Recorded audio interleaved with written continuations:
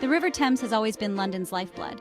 Its waters have carried merchants, invaders, and dreamers for centuries. As you glide along the Thames today, your eye is inevitably drawn to a majestic sight, the Palace of Westminster. Its towers and spires pierce the sky, a testament to Britain's enduring history. Sunlight glints off the intricate stonework, a shimmering reminder of the palace's grandeur. The palace seems to rise organically from the riverbank. Its facade, stretching seemingly endlessly, speaks of power and permanence. This is not just a building, it's a symbol.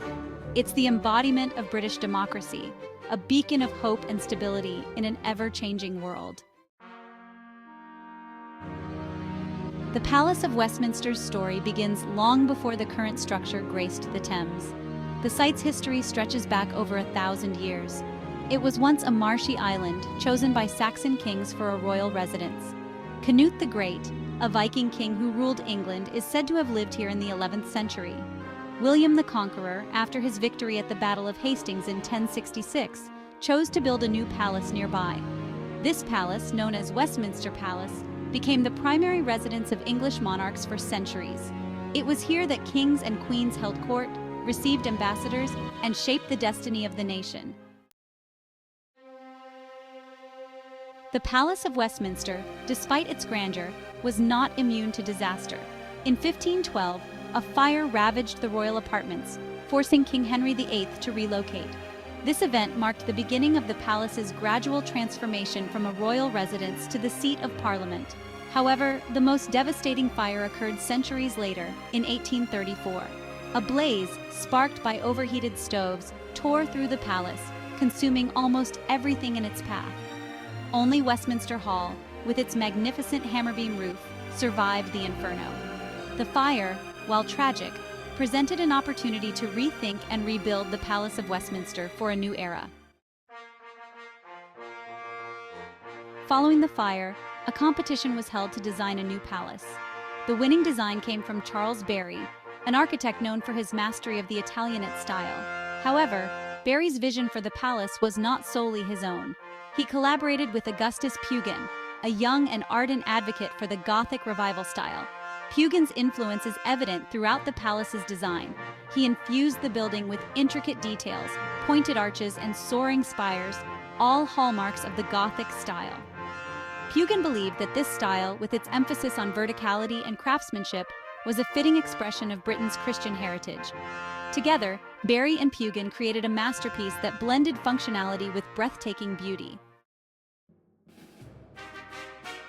Section 5. The Heart of Democracy. The Palace of Westminster, rebuilt from the ashes, became the seat of the British Parliament. This was no longer just a palace. It was the heart of British democracy. Within its walls, elected representatives debated, legislated, and shaped the future of the nation. The House of Commons, representing the common people, and the House of Lords, representing the nobility and clergy, found their home within the palace.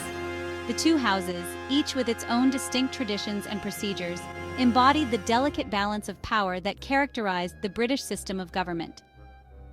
The palace became a stage on which the drama of democracy unfolded. Section 6. Big Ben's time. No discussion of the Palace of Westminster would be complete without mentioning its most famous resident, Big Ben. This iconic structure has become synonymous with the identity of London and is recognized worldwide. Contrary to popular belief, Big Ben is not the clock tower itself, but the massive bell housed within it. The bell weighs over 13 tons and has a distinctive sound that is instantly recognizable. The tower, officially known as Elizabeth Tower since 2012, stands as a symbol of London and of Britain itself. It was renamed in honor of Queen Elizabeth II's Diamond Jubilee, marking her 60 years on the throne. Big Ben's deep chimes have resonated across London for over 160 years, marking the passage of time and serving as a sonic backdrop to countless historical events. The sound of Big Ben has become a comforting presence, a reminder of the city's enduring spirit. The clock's accuracy is legendary, maintained by a dedicated team of horologists. These skilled professionals ensure that the clock remains precise, adjusting it with the utmost care and attention to detail. Even during World War II, when bombs rained down on London, Big Ben continued to chime, a defiant symbol of resilience in the face of adversity. The sight and sound of Big Ben provided hope and a sense of normalcy to Londoners during those dark times. Today, Big Ben remains one of the most visited landmarks in the world. Tourists flock to capture its grandeur and to hear its iconic chimes. It stands as a testament to the rich history and enduring legacy of London. As the sun sets over the city, Big Ben continues to watch over London, a timeless guardian of the past, present, and future. Its presence is a reminder of the city's resilience, history, and the unyielding passage of time. While much of the Palace of Westminster was lost in the 1834 fire, Westminster Hall survived. This hall, with its rich history and architectural grandeur, stands as a symbol of resilience and continuity. This magnificent hall, with its soaring hammer-beam roof, is a marvel of medieval engineering.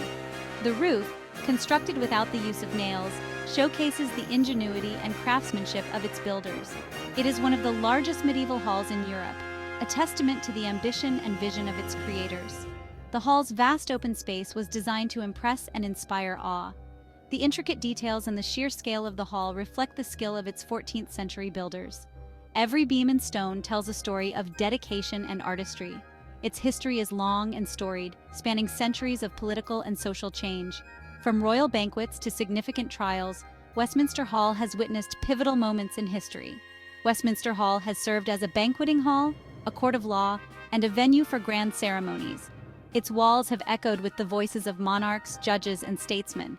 It has even been a temporary mortuary for monarchs lying in state, providing a solemn and dignified setting for the nation's farewells. It was here that Guy Fawkes was tried for his role in the Gunpowder Plot, a dramatic event that has become a defining moment in British history. And it was within these walls that King Charles I was condemned to death, a moment that marked a turning point in the English Civil War. Today, Westminster Hall remains a place of great significance.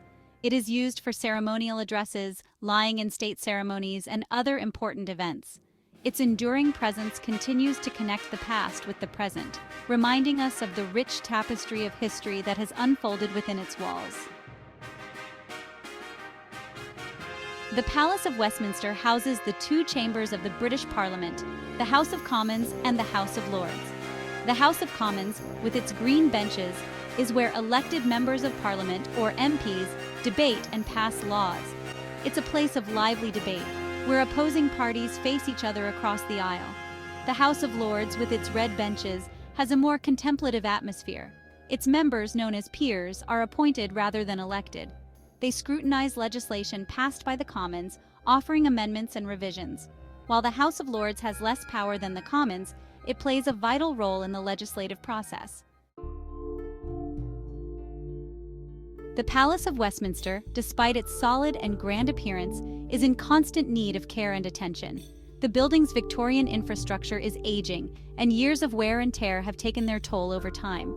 A major restoration project is currently underway to address these critical issues and ensure the palace's survival for generations to come. This project, while costly and complex, is absolutely essential.